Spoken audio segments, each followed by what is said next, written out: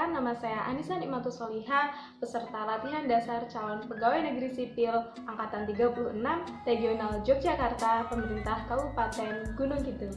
Salah satu upaya dalam menerapkan nilai-nilai dasar ASN, saya akan mewawancarai salah satu pemerintah Desa Ngelanggeran, Kapanewon Patok, Kabupaten Gunung Kidul. Mari ikuti saya. Sebelum berangkat, kita akan menggunakan hand sanitizer dan masker ya.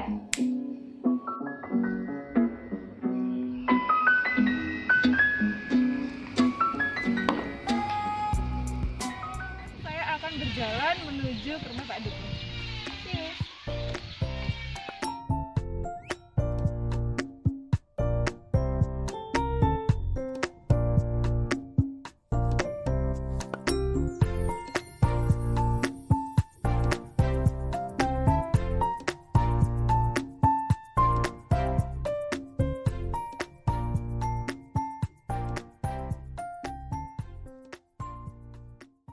Saya sudah bersama dengan Pak Dukuh Ngelanggeran Wetan, yang di sini saya akan mewawancarai terkait nilai-nilai dasar ASN kepada pemerintah desa setempat. Selamat siang Pak Dukuh, di sini saya akan mewawancarai dengan terkait penerapan nilai-nilai dasar aparatur sipil negara. Yang di sini saya berkesempatan untuk mewawancarai dengan yaitu pemerintah desa, salah satu pemerintah desa Ngelanggeran, Kapanewon Patok, Kabupaten Gunung Kidul. Mungkin masuk pertanyaan pertama nih Pak. Terima kasih Mbak Nisa.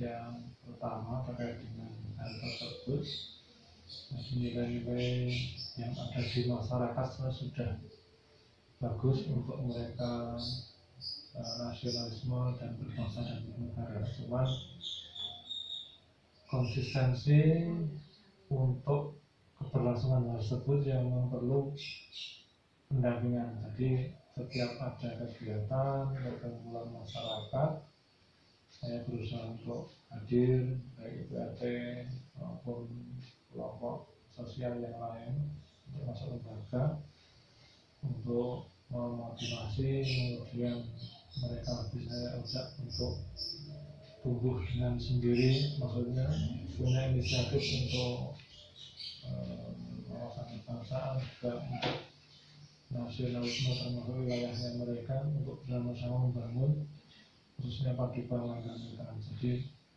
lebih dari dalam lingkaran mereka kita mengikuti, jadi itu adalah pembinaan juga pendampingan dengan arahan, juga selalu didampingi sehingga nanti tidak lepas dari rel atau harapan berbangsa dan bernegara.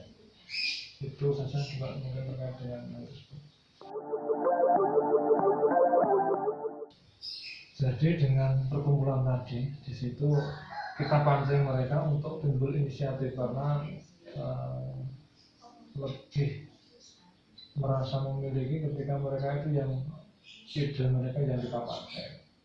Itu yang pertama dari masyarakat itu sendiri. Yang kedua, sering kita mendatangkan narasumber mungkin dari DPRD atau mungkin dinas-dinas terkait dengan itu, karena ketika mungkin saya sendiri yang menyampaikan, karena saya itu kan pemahaman mereka itu kan sama dengan mereka karena sudah berasal dari daerah yang sama, kemudian dari segi pendidikan juga mungkin kurang lebih.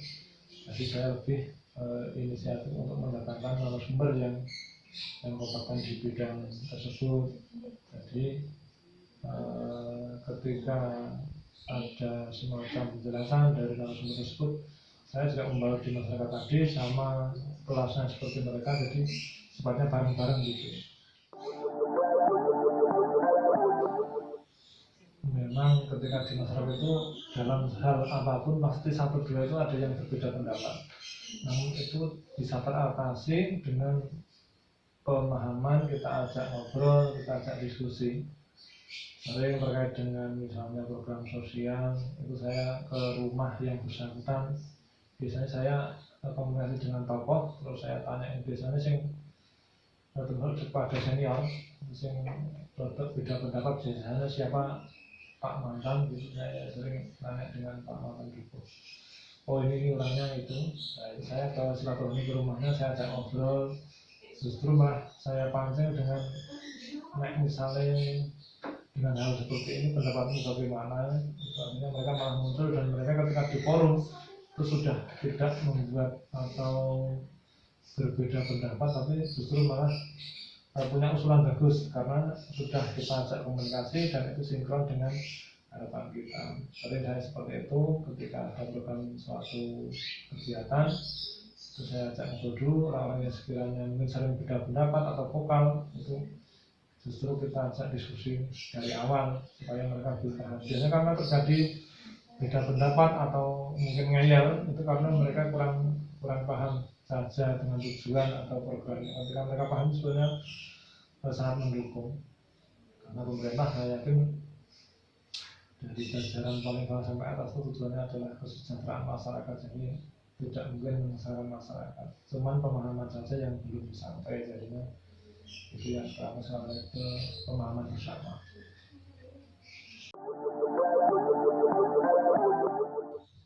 Itu kan saya sendiri sebagai pamong kelurahan dan juga mempunyai keluarga, jadi sering saya itu mengadakan program melihat situasi dan kondisi masyarakat. Misalnya saat musim penghujan, rata-rata masyarakat mereka sibuk dengan pertanian mereka, terus kemudian saat panen, jadi kegiatan-kegiatan yang sifatnya pemerintahan saat-saat seperti itu kita pending dulu, kita tunda dulu sambil nanti melihat situasi dan kondisi.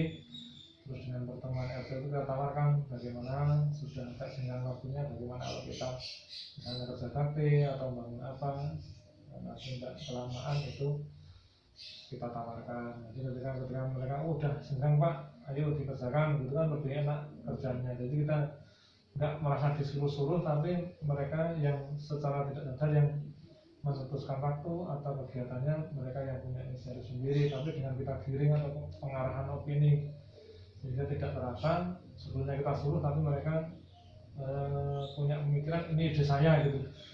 Ya, kita ambil aja nilai positifnya, karena apa ya, masyarakat sih yang penting dibongke, mereka insya Allah itu ikut. Itu saja sih. Terima kasih ya Pak atas wawancara pada siang hari sama-sama. ini. Terima kasih.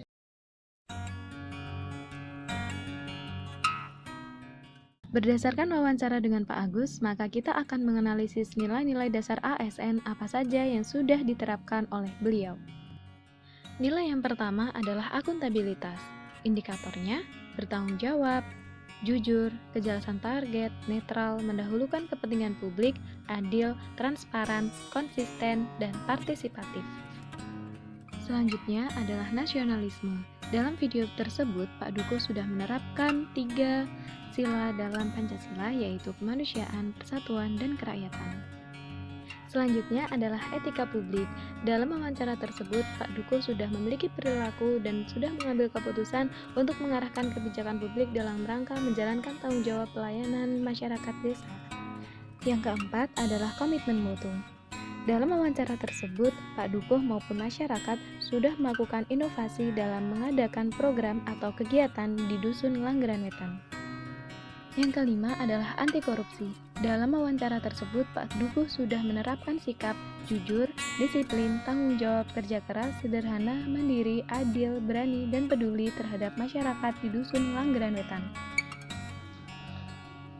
Berdasarkan hasil wawancara saya dengan Dukuh Langgeran Wetan, beliau sudah menerapkan nilai-nilai dasar ASN seperti akuntabilitas, nasionalisme, etika publik, komitmen mutu, dan anti korupsi. Sekian video saya pada kesempatan hari ini. Sampai jumpa kembali. Terima kasih. Wassalamualaikum warahmatullahi wabarakatuh.